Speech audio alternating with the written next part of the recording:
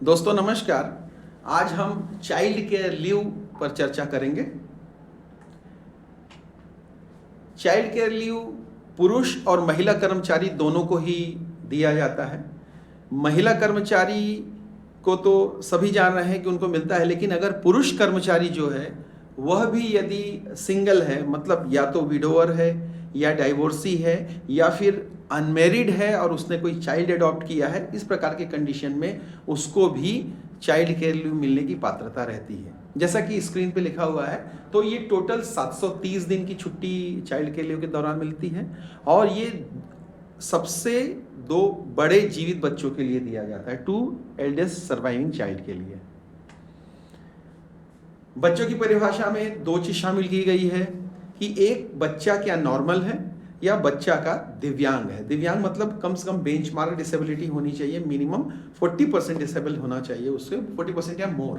तो इस सिचुएशन में अगर बच्चा नॉर्मल है तो जो 730 दिन की छुट्टी दी जा रही है उसे पेरेंट्स को, यानी पुरुष कर्मचारी रहे या महिला कर्मचारी रहे, उसको उसके 18 वर्ष के उम्र होते तक उस 730 दिन की छुट्टी को कंज्यूम करना पड़ेगा। अगर सपोज वो 18 वर्ष का उम्र का बालक हो गया है और उसकी छुट्टी 600 ही कंज्यूम की है तो बाकी 130 दिन की जो छुट्टी है वो लैप्स हो जाएगी। लेकिन वहीं पर दिव्यांग जो चाइल्ड है उसके केसेस में ये एज लिमिटेशंस पहले 22 साल थी, अभी वो लिमिटेशंस हटा दिया गया है। RBE 162/2018 आप देख सकते हैं। तो उसके अनुसार से अब यदि बच्चा दिव्यांग है तो ये 18 साल वाली लिमिटेशंस नहीं रहेगी, वो 20, 22, 25, 30 साल के उम्र होते तक भी आप उस बच्चे का चाइल्ड केयर लीव यूज कर सकते हैं। जो अभी हमने अर्लियर डिस्कस किया, सिंगल मेल रेलवे एम्प्लॉइज भी जो अनमेरिड है, विडोवर है या डाइवोर्सी है, इस प्रकार के सिचुएशन में वो एंटाइटल रहेगा CCL के लिए। ठीक है। स्पेल की अगर हम बात करें तो पर कैलेंडर ईयर में 3 स्पेल में इसको लिया जा सकता है। इसमें हमें एक चीज ध्यान रखना है कि कोई भी स्पेल, हालांकि नेक्स्ट स्लाइड में आएगा, फिर भी अपन रिविजन हो जाएगा उस समय, तो कोई भी स्पेल जो है वो 5 दिन से कम का नहीं होना चाहिए। और एक और चीज हमें ध्यान में रखना स्पेशली कि 2 चाइल्ड केयर लीव के बीच में कम से कम 15 डेज का गैप होना चाहिए।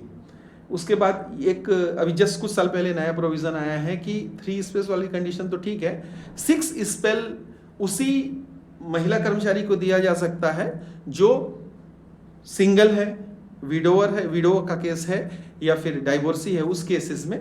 इसमें एक छोटा सा अभी अपडेशन नया आया है जो RBE 101/2024 में दिया है कि सिंगल मेल एम्प्लॉय और फीमेल एम्प्लॉय दोनों को 6 स्पेल भी दिया जा सकता है, लेकिन उसके लिए एक स्पेशल कंडीशन ये होना चाहिए कि बच्चा हॉस्पिटल में एडमिट होना चाहिए या किसी स्पेशल ट्रीटमेंट के रिक्वायरमेंट है उस बच्चे को। उस सिचुएशन में 6 स्पेल भी दिया जा सकता है।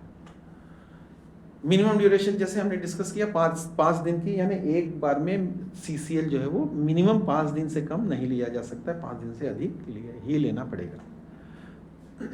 प्रोविजन में सामान्य अवधि में, प्रोविजन पीरियड में नहीं देने का प्रोविजन है, लेकिन अगर कोई एक्सट्रीम इमरजेंसी की सिचुएशन आती है तब दिया जा सकता है, लेकिन इसको अप्रूव करते समय कॉम्पिटेंट अथॉरिटी को ध्यान में रखना चाहिए कि वो मिनिमम पीरियड ही सैंक्शन करे। वेतन की दर की बात करें तो 730 दिन को अगर हम 2 भाग में डिवाइड करें, 365 डेज में, तो पहले 365 डेज में 100% सैलरी मिलेगी, जबकि बाद के 365 डेज में 20% सैलरी डिडक्ट होगा और 80% सैलरी ही मिलेगी। RBE 64/2019 नीचे लिखा हुआ है, आप देख सकते हैं। इसको combination with other type of leaves, किसी भी प्रकार की छुट्टी के साथ, यानी CL, LAP, मेडिकल लीव, किसी भी प्रकार की छुट्टी के साथ इसको जोड़ा जा सकता है। इसको CCL के साथ में मेडिकल प्रमाण पत्र की छूट की अगर हम बात करें तो 1 वर्ष तक की छुट्टी अन्य छुट्टियों के साथ में जोड़ा जा सकता है, जिसमें 60 दिन का कम्यूटेड लीव भी शामिल होता है। और इस प्रकार की परिस्थिति में कोई भी मेडिकल सर्टिफिकेट देना जरूरी नहीं है, मैंडेटरी नहीं है।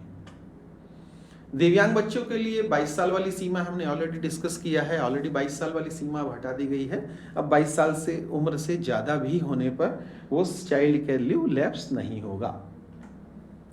एक कंपैरिजन की बात अगर हम करें तो पहले नॉर्मल चाइल्ड के लिए 18 साल की लिमिट थी, अभी भी 18 साल है। दिव्यांग चाइल्ड के लिए पहले 22 साल की लिमिट था, अब उस लिमिटेशंस को हटा दिया गया है।